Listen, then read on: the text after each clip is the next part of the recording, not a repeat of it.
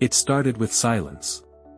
At first, it felt harmless, just a tired pause after dinner, a quiet car ride home, or a long moment before bed. But silence, when it grows, becomes heavy. It eats away at words that should have been spoken. I remember sitting across from my wife, Claire, at the dinner table. The sound of the cutlery against the plate was the only conversation we had.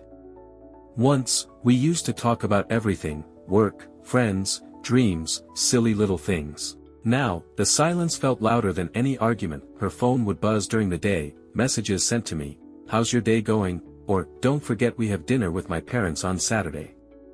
I often left them unread, not because I didn't care, but because I didn't know what to say. Work consumed me, or maybe I used it as an excuse. But with each unanswered text, I was building a wall.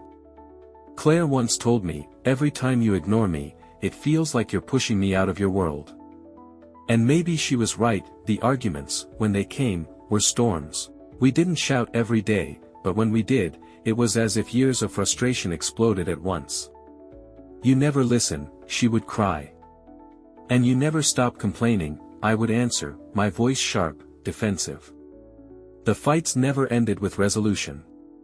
They ended with doors closing, with backs turned in bed, with the sense that neither of us had won, only lost a little more of each other. One evening, I found our old wedding album. Dust covered the edges, but inside, our smiles were untouched by time. Claire in her dress, radiant. Me, nervous but proud. Friends laughing, family cheering. I sat there staring, asking myself, where did we lose that joy? When I showed it to Claire, her eyes softened for a moment, but then she closed the book. "That feels like a different life," she said quietly. And my heart broke a little more. Nights were the hardest. We shared a bed but not the warmth. We turned our backs to each other, as if facing the wall was easier than facing the truth. I would sometimes reach out in the dark, almost touching her shoulder, but I always pulled my hand back. Touch felt like a risk. Intimacy had become a stranger in our home. Claire didn't always shout. Sometimes, the silence between us was worse than anger. A sigh, a look, a long pause, those were enough to tell me that she was tired of carrying this marriage alone. I tried to justify myself: long hours, stress, responsibilities. But excuses don't fill the emptiness at the dinner table. And she knew it, that I buried myself in work. Emails, meetings, deadlines, they became my shelter. The more I worked, the less I had to feel. I told myself I was doing it for us, for stability, for the future. But deep down, I knew, I was hiding. Claire once said, "You live at the office, not here." I laughed it off then, but in truth, it hurt because it was true. One night, she stood by the window, her voice trembling. "We live together, but we're not together," she said. I froze. My heart raced. It wasn't just frustration anymore, it was despair. She was telling me that we were no longer husband and wife, only two strangers in the same house.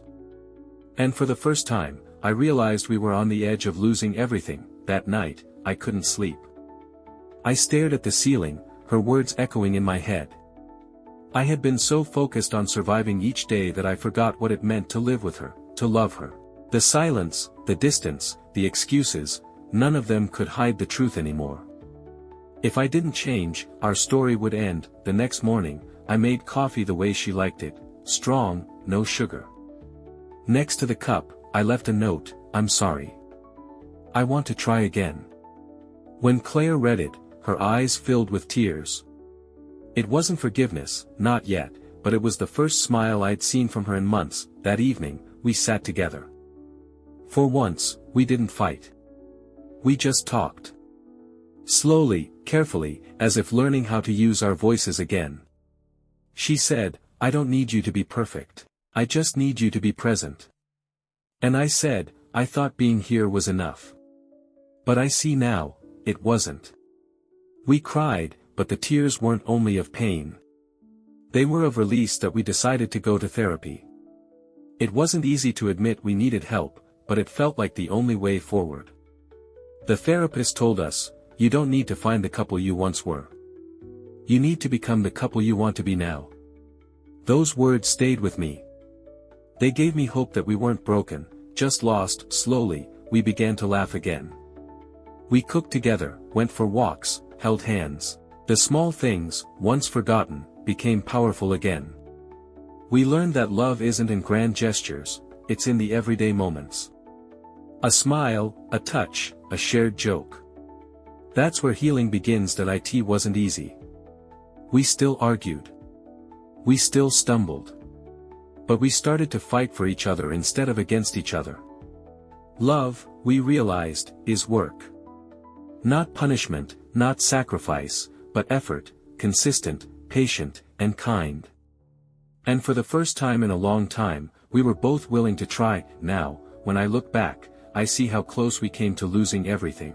But I also see how much we've gained by choosing to stay, by choosing to fight for us. Our marriage isn't perfect, it never will be. But it's real. It breathes. It bends, but it doesn't break. And I've learned that the most important choice we can make is simple: to speak when silence feels safer, to love when distance feels easier, and to start over, again and again, between silence and words.